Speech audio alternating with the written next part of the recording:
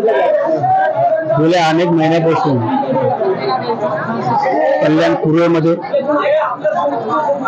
जे आमदाराने कोणत्या प्रकारचा विकास केला नव्हता, ज्या ठिकाणी रस्ते असू, स्मशानभूमी असू द्या, डॉक्टर बाबासाहेब आंबेडकरांचं स्मारक असू द्या, या सगळ्या गोष्टीला प्राधान्य देण्याचं काम मी सातत्याने करत होतो. मान्य खासदार श्रीकांत शिंदे साहेबांकडनं निधीचा आग्रह करत होतो आणि कल्याण पूर्वेमध्ये अनेक ठिकाणी कॉन्क्रीटिंग रस्ते असू द्या, गटार असू द्या, नाल्या असू द्या, पावसाळ्यात पूर असू द्या, त्या ठिकाणी सातत्याने मी काम करत होतो. ते काम करत असताना मला बऱ्याच वेळा आमदार गणपत गायकवाडांनी अडचणीत आणण्याचा प्रयत्न केला, अडचणी देण्याचा प्रयत्न केला.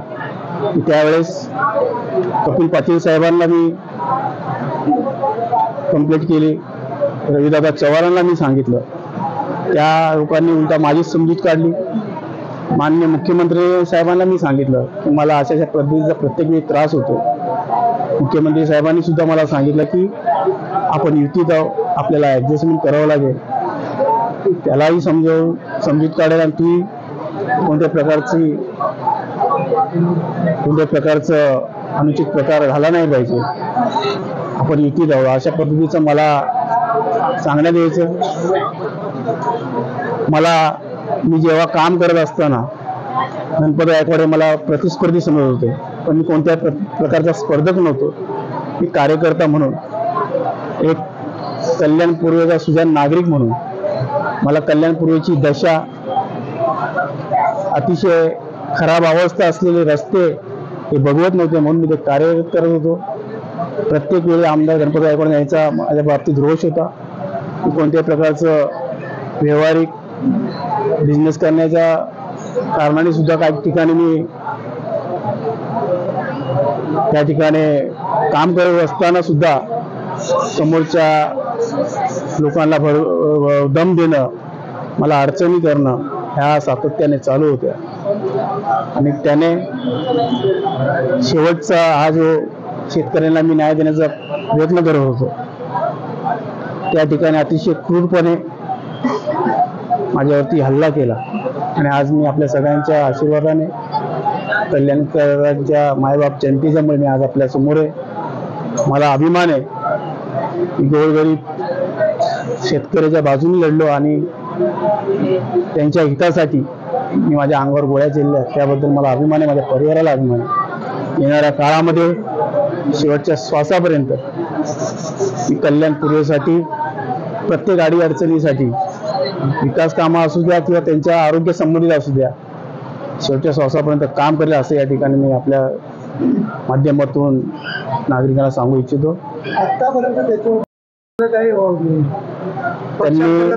त्यांनी पोलीस स्टेशनमध्ये असे अनेक वादग्रस्त, पोलीस स्टेशनमध्ये त्यांनी असे बरेच भांडणं पोलिसांसोबत केलेले आहेत.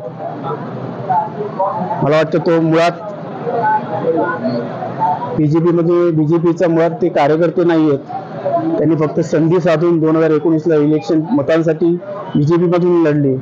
त्यांनी बऱ्याच वेळा आपल्या माध्यमातून सुद्धा सांगितलं की इन डिफेंड ते लढणार आहेत.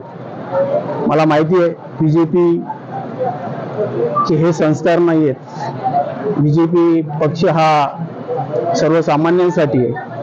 मला देवेंद्र फडणवीसांवरती विश्वास आहे, मुख्यमंत्री एकनाथ शिंदे साहेबांवरती विश्वास आहे आणि पोलीस कर्मचाऱ्यांवरती विश्वास आहे. ज्या पद्धतीने माझ्यावरती हल्ला झाला ते जे ठिकाण आहे संविधानात्मक झालं नाही ते, आणि अशा ठिकाणी हल्ला केल्यानंतर मला असं वाटतं की मला न्याय मिळेल आणि त्यांना कठोरात कठोर शिक्षा मिळेल, जेणेकरून महाराष्ट्रात पुन्हा अशी घटना घडणार नाही असं मला वाटतं.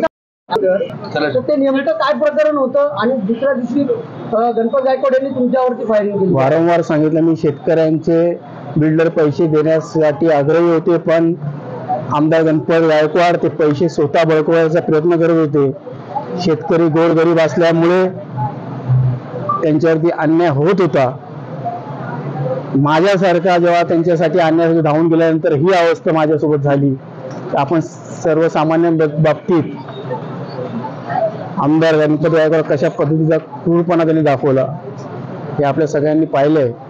मला वाटतं मी येणाऱ्या काळामध्ये न्यायालयीन लढाई लढेल आणि शेवटपर्यंत न्यायालयाच्या माध्यमातून लढेल, जेणेकरून असा प्रकार जीवनामध्ये कोणासोबत घडणार नाही.